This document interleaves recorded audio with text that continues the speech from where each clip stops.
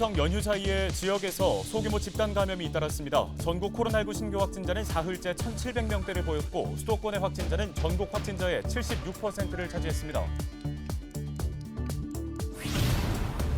인천경찰청이 지난 13일부터 22일까지 지역 유흥시설 점검에 나서며 방역지침 위반 혐의로 8개 업소 포함 54명을 적발했습니다.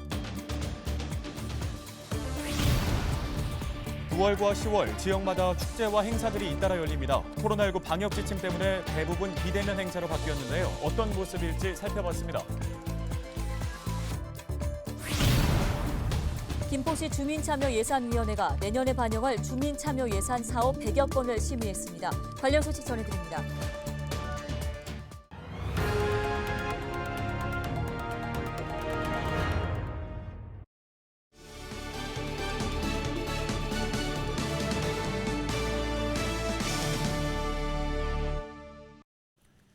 시청자 여러분 안녕하십니까? 헬로티비 뉴스입니다. 닷새간의 추석 연휴가 모두 마무리됐습니다. 연휴 동안에도 지역 곳곳에서는 코로나19 집단 감염이 이어졌는데요. 네, 개인별 의심 증상이 나타날 경우 보다 빠르게 검사를 받는 조치가 필요해 보입니다. 이정아 기자가 보도합니다. 추석 연휴 첫날이었던 지난 18일 부천의 한 대학병원에서 코로나19 확진자가 발생했습니다. 환자와 보호자 등을 포함해 현재까지 관련 누적 확진자는 11명입니다. 확진자가 머물렀던 일부 병동은 동일 집단 격리 조치됐습니다. 이후 의료진과 교직원, 환자 등을 대상으로 진행된 추가 검체 검사에서 아직까지 추가 확산 소식은 없습니다. 해당 병원 관계자는 접촉자 자가격리 해제일인 다음 달 3일까지는 긴장을 유지하면서 확산 규모가 커지지 않도록 감염 차단에 힘쓰겠다고 밝혔습니다. 이와 함께 부천에서는 연휴 동안 태권도 학원과 어린이집 등 기존 집단 감염 시설과 관련한 추가 확진이 잇따랐습니다. 김포 군부대에서도 병사 1명이 양성 판정을 받았습니다. 인천도 추석 사이 새로운 집단 감염이 발생했습니다. 인천 지역 섬으로 가는 옹진군 여객선과 관련한 누적 확진자는 모두 51명입니다. 그동안 코로나19 청정 지역이라 꼽히던 섬 지역을 중심으로 무더기 감염이 나오면서 우려가 커지고 있습니다. 또 부평구 소재 회사와 계양구 건설 현장을 중심으로도 추가 확진이 이어졌습니다.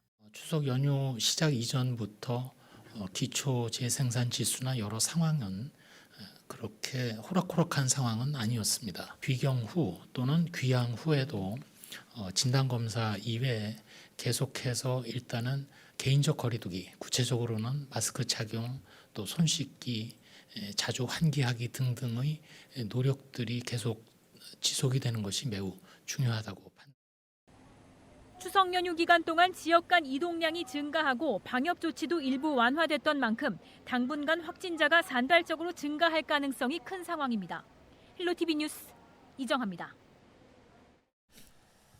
인천경찰청이 방역 지침을 위반한 유흥시설 8곳을 적발했습니다. 인천경찰청은 지난 13일부터 22일까지 지역의 유흥시설 207곳을 대상으로 관계부처와 합동 단속을 벌였는데요. 그 결과 8개 업소에서 업주 포함 54명을 방역 지침 위반 혐의로 적발했습니다. 인천경찰청 관계자는 유흥시설 불법 영업 행태 근절을 위해 총력을 기울이겠다고 강조했습니다.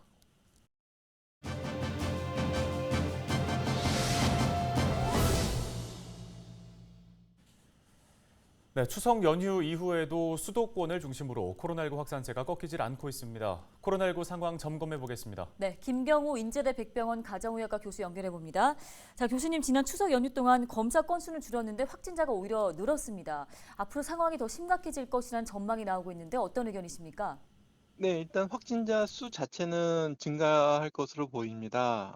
잠복기와 무증상 시기에 감염되신 분들이 본인도 모르게 연휴 기간 동안 이동과 대면 접촉이 많이 생기시면서 실제로 확진자 수 자체가 증가하였을 가능성이 있겠고, 또 무엇보다 연휴 기간 동안 검사 건수 자체가 감소가 있었는데, 이렇게 미확인됐던 감염자분들과 또 이분들로 인한 추가 N차 전파자가 검사 건수가 평일로 다시 회복되면서 일시에 갑자기 많이 쏠려서 확인될 가능성이 있어서 확진자 통계는 좀 몰려서 많이 나올 가능성이 있겠는데요.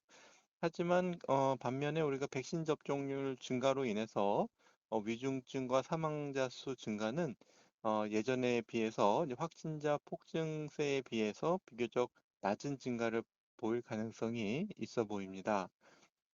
이제 그 대신 이제 가벼운 감염자 증상자들이 생기시기 때문에 생활치료센터나 이제 중등증 환자분들의 어떤 병상 요구도는 일시적으로 증가할 것으로 예상이 되는데 지금 위중증 환자를 위한 병상 여유는 아직 좀 비교적 많이 있고 위중증 환자 발생이 이렇게 많지 않다면 우리가 병상 활용도를 높여서 증가하는 환자분들은 우리가 충분히 수용 가능할 것으로 예상되는 면에서는 좀 긍정적으로 볼 수 있는 면도 있을 것 같습니다.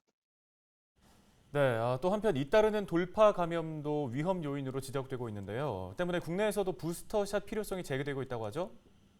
네, 최근 확진자분들 중에 10%는 백신 접종을 완료하신 후에 감염되신 것으로 알려져 있는데 아무래도 이렇게 백신 접종을 맞으신 후에 감염되시는 돌파 감염은 백신을 한 번도 안 맞으신 분들이 감염되실 때보다 훨씬 중증화 위험이 매우 낮기 때문에 위험성이 매우 적겠습니다. 그래도 일부 백신 접종 후 감염되시는 분들 중에서 중증화가 되시는 경우가 있기 때문에 이런 분들을 보다 더 위험성을 낮추기 위해서 돌파 감염이 되셨을 때 중증화가 되는 고위험군만을 대상으로 추가적으로 부스터 접종은 필요할 것으로 보이고요.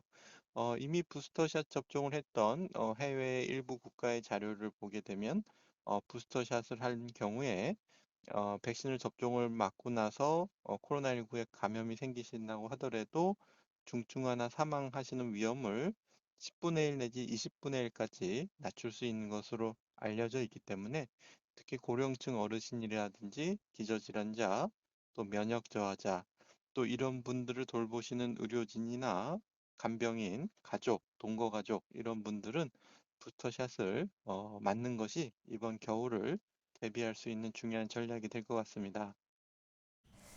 예, 자, 수도권을 중심으로 확산세가 좀처럼 꺾이지 않다 보니까 다음 달에 있을 사회적 거리두기 단계 조정에도 영향을 미칠 것으로 보이는데요. 어떻게 전망하십니까? 네, 거리두기 완화는 매우 천천히 신중하게 진행되어야 하는데요. 지난 9월 6일부터 수도권 4단계 거리두기 지역에서는 식당이나 카페에서 매장 내 취식 허용 시간이 밤 9시에서 밤 10시로 늘어났습니다.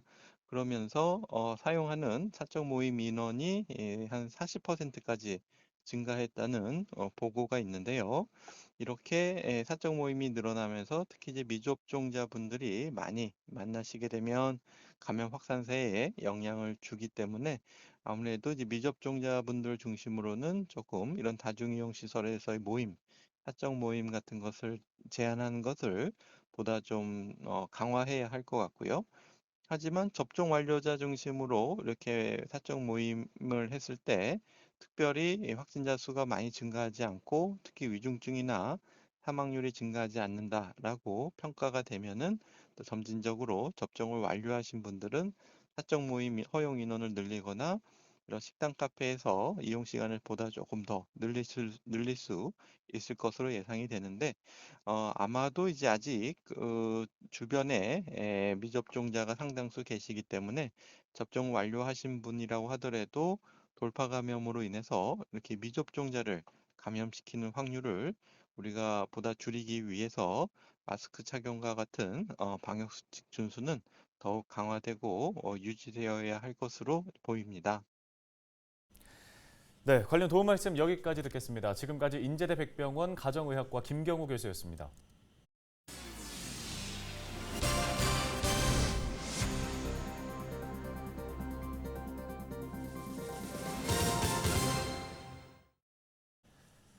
어느덧 선선한 바람이 부는 가을이 왔습니다. 매년 이맘때면 지역 곳곳에서는 축제 준비로 한창이었는데요. 요즘은 이런 모습을 찾기가 어려워졌습니다. 네, 2년 전에는 아프리카 돼지열병으로 또 지난해에는 코로나19로 인해 대부분의 축제가 취소되거나 대폭 축소됐었습니다. 올해 가을 축제는 어떤지 김진재 기자가 살펴봤습니다. 올해로 25번째를 맞는 부평 풍물축제. 지난해 문화체육관광부 예비문화관광축제로 지정되는 등 인천 지역의 대표 축제로 자리매김했지만 감염병 여파로 인해 여느 해 같은 모습은 볼 수 없게 됐습니다. 지난 2019년에는 아프리카 돼지열병이 유행하면서 개막을 이틀 앞두고 축제가 취소됐고 지난해에는 코로나19 확산으로 거리 행사 없이 비대면으로 이루어졌습니다. 올해는 부평 캠프마켓과 부평공원 일대에서 개최할 예정이었지만 코로나19 4차 대유행으로 인해 계획이 대폭 축소되면서 거리 행사와 체험 부스를 운영하지 않습니다. 대신 다음 달 13일부터 17일까지 부평 아트센터에서 47개 공연을 유튜브를 통해 생중계하고 캠프마켓에서는 전시 행사가 진행됩니다. 계양구도 코로나19 예방을 위해 올해 계양 구민의 날 축제를 취소하고 구민의 날 기념 온라인 음악회를 진행할 예정입니다. 구민의 날 기념 음악회뿐만 아니라 많은 공연들이 진행이 되는데 지금 현 상황에서는 그런 것들을 하지가 못해서 구민의 날을 좀 기념을 하고 또한 우리 국민들에게 작은 위로의 시간을 좀 드리기 위해서 이번 유튜브 온라인 공연을 준비하게 됐습니다.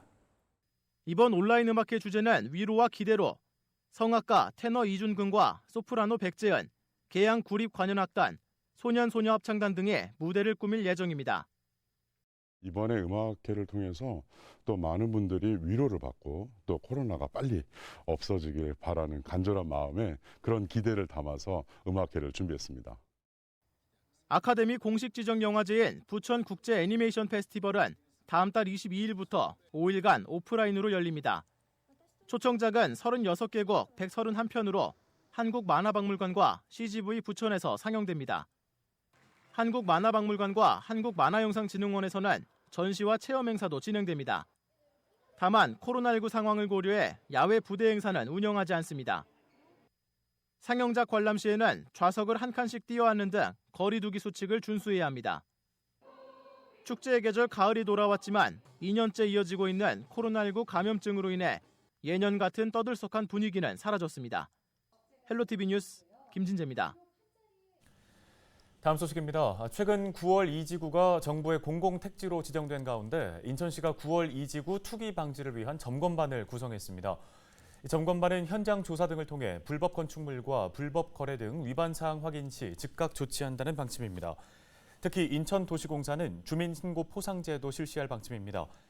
인천시는 국토부와 인천도시공사 등 유관기관과 운영 방안 협의를 마치는 대로 점검반을 운영할 계획입니다. 다음 소식입니다. 김포시 주민참여예산위원회가 내년에 반영할 주민참여 예산 사업을 심의했습니다. 김포시 주민참여예산위원회는 주민들이 뽑은 사업 104건을 심의해 102건은 원안 가결하고 나머지 2건은 부결하거나 조건부 가결했습니다. 이번 심의로 결정된 사업은 오는 11월 의회에 제출돼 실제 시 예산에 편성될 예정입니다. 예산에 최종 편성된 주민참여 예산 사업은 향후 김포시 홈페이지를 통해 확인할 수 있습니다. 경기도 배달 특급 누적 거래액이 600억 원을 넘어섰습니다. 경기도 주식회사는 추석 연휴 기간 지난 19일 기준 배달 특급의 누적 거래액이 601억 원을 기록했다고 밝혔습니다. 이는 지난 8월 누적 거래액 500억 원을 돌파한 이후 한 달이 채 지나기 전에 거둔 성과인데요. 전체 회원 수도 53만 4천 명으로 늘었고 누적 주문 수도 236만 건을 돌파했습니다. 매년 책을 주제로 열리는 부천 북 페스티벌이 다음 달 1일부터 한 달간 온라인으로 열립니다. 이번 축제에서는 책과 함께 소풍을 즐기는 이른바 북후닉, 시나리오를 각색한 낭독극 공연 등이 모두 비대면 방식으로 열립니다. 네, 이제 아침 저녁으로 날씨가 많이 선선해지면서 올해 여름도 다 지나갔다 이런 생각 들죠? 네, 맞아요. 밤과 낮의 길이가 같은 절기상 추분입니다. 자, 앞으로 이제부터는 밤이 낮보다 길어지게 되는데요. 이러다 저는 곧 겨울이 올 것 같아요. 네, 그래도 아직은 가을 시작이니까 네. 가을을 좀 즐겨야 하지 않을까 싶습니다. 수확의 계절이고 또 단풍도 마음껏 즐겨야 될 텐데 요새는 가을도 좀 너무 빨리 지나가는 것 같아서 훌쩍 지나가기 전에 마음껏 즐겨놔야 되지 않을까 싶습니다. 네, 맞습니다. 자, 환절기 일교차가 큽니다. 각별히 건강 유의하시기 바랍니다. 뉴스 마치겠습니다. 고맙습니다. 불러보던 그 옛 노래는 아직도 내 마음을 설레게 하네. 하늘을 보면 님의 부드러운 꽃미소 가득한 저 하늘에 가을이 오면